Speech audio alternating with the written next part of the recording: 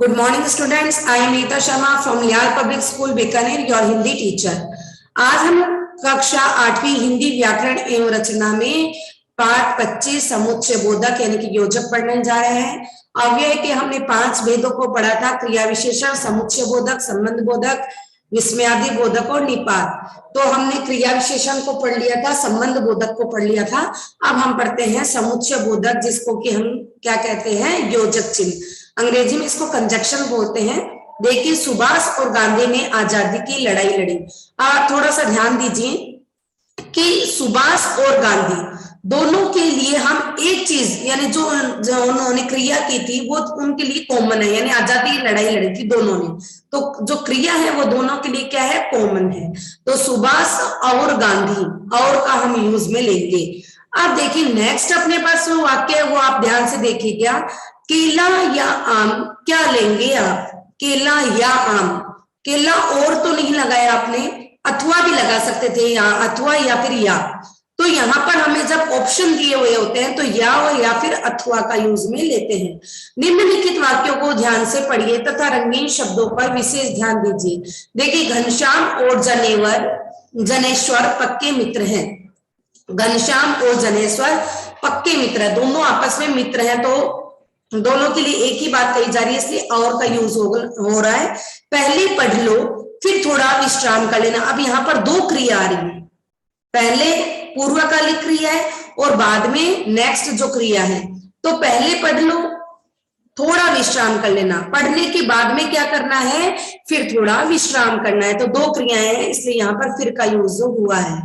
मैं अपने मित्र के घर फल तथा मिठाई दोनों ले जाऊंगा। तो यहाँ पर दो चीजें लेकर जाने के लिए कही है, तो फल और मिठाई भी लिख सकते हो आप।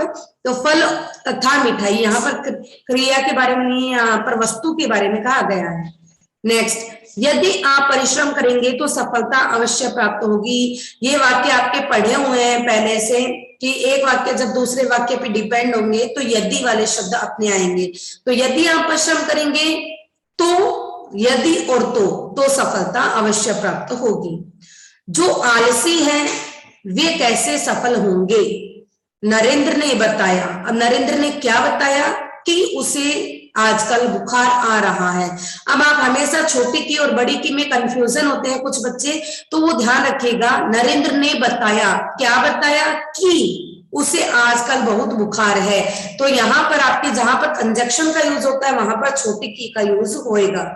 उपयुक्त वाक्यों में सभी रंगीन शब्द दो शब्दों या फिर दो वाक्यों को मिलाने का कार्य कर रहे हैं।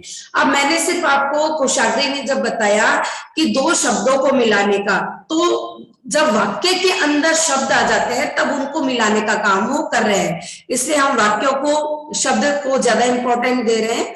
तो दो शब्दों, उपवाक्यों अथवा वाक्यों को जोड़ने वाले सभी शब्द समुच्चय बोधक अथवा योजक कहलाते हैं। समुच्चय बोधक के भेद, अब देखिए समुच्चय बोधक के दो भेद हमें बताए गए हैं, समानाधिकरण और व्याधिकरण। समानाधिकरण, समानाधिकरण का मतलब क्या होता है, समान। व्याधिकरण यानी अलग अलग। तो आइए समुच्चय बोधक अव्यय के इन दोनों भेदों को उदाहरण सहित समझते हैं।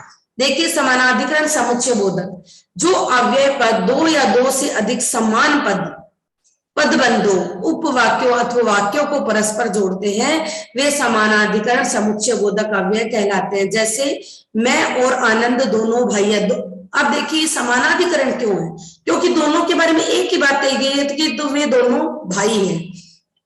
विराट कोहली और शिखर धवन दोनों अच्छे बल्लेबाज है। अब विराट कोहली और शिखर धवन दोनों के बारे में एक कॉमन बात की गई है कि वो बल्लेबाज है, तो इसमें और, इसलिए ये समानाधिकरण है। कुछ एक और है, देखिए समानाधिकरण समुच्चय बोधक के कुछ और उदाहरण देखिए। मैंने उसको समझाने के बहुत प्रयत्न किए किंतु सब बेकार गए। मैं और मोहन तथा रमेश और सोहन परस्पर गहरे मित्र हैं, यानी कि सब गहरे मित्र हैं आपस में।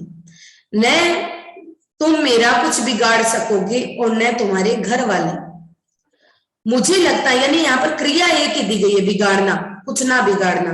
मुझे लगता है कि वहां कुछ खतरा है, इसलिए मैं तुम्हारे साथ चलूंगा। उपयुक्त वाक्य में प्रयुक्त किंतु, और, तथा, और, न इसलिए अव्यय पद दो समान पदों या उपवाक्य को जोड़ रहे हैं, अतः ऐसे सभी पद समानाधिकरण समुच्चय बोधक कहलाते हैं। नेक्स्ट देखिए व्याधिकरण समुच्चय बोधक पद। जो अव्यय पद किसी वाक्य के दो से अधिक आश्रित उपवाक्य हुए यानी इंडिपेंडेंट, एक वाक्य के ऊपर दूसरा वाक्य डिपेंड रहता है तो वहां पर आश्रित उपवाक्य, आश्रित यानी दूसरे पे डिपेंड रहना, खुद का मतलब कुछ नहीं करना, दूसरे पे डिपेंड रहना। तो कई वाक्य होते हैं वे दूसरे वाक्य पे डिपेंड रहते हैं कि एक वाक्य से हमें बात स्पष्ट नहीं होता जब तक कि दूसरा वाक्य हम नहीं बोलते, तो वो वाक्य दूसरा वाला वाक्य वो पहले वाले वाक्य पर आश्रित होता है। तो ये व्याधिकरण समुच्चय बोधक है, वो आश्रित उपवाक्यों को जोड़ता है। जैसे देखिए, मैं तुम्हारे पास अवश्य आता, लेकिन क्या हो गया, बात तो बतानी पड़ेगी आगे, किंतु मुझे चोट लग गई थी, मैं परीक्षा नहीं दे सका।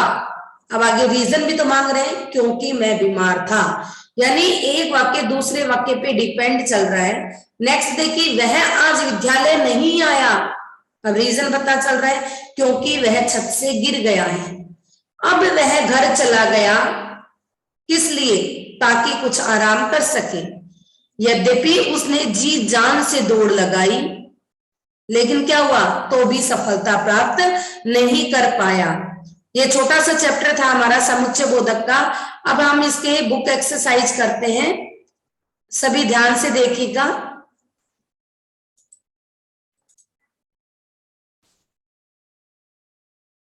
निम्नलिखित में से समुच्चय बोधक अव्यय को हमें छांटना है, के बिना, भरपूर, और भी। तो यहाँ पर हमारा समुच्चय बोधक शब्द है और। नेक्स्ट देखिए आप, परंतु, अच्छा, सहित, ही, तो यहां पर हमारा समुच्चय बोधक है परंतु।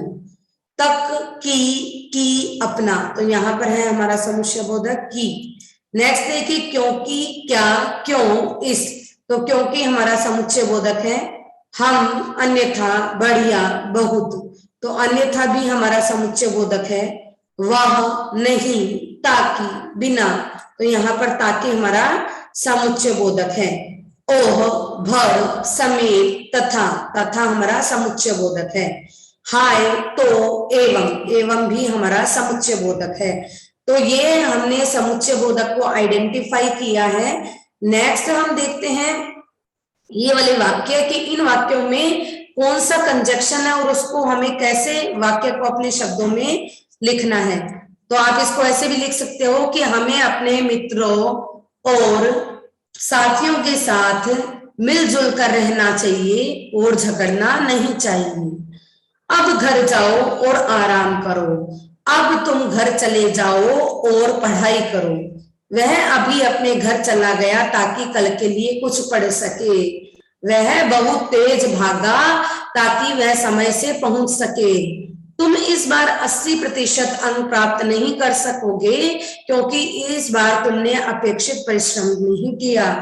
तुम इस बार परीक्षा में उत्तीर्ण नहीं हो सकोगे क्योंकि, पाओगे भी लिख सकते हो, नहीं पाओगे क्योंकि इस बार तुम बीमार हो गए थे। तुम कुछ सोच समझकर बात किया करो अन्यथा पछताओगे। तुम समय पर कार्य किया करो अन्यथा सबसे पीछे रह जाओगे।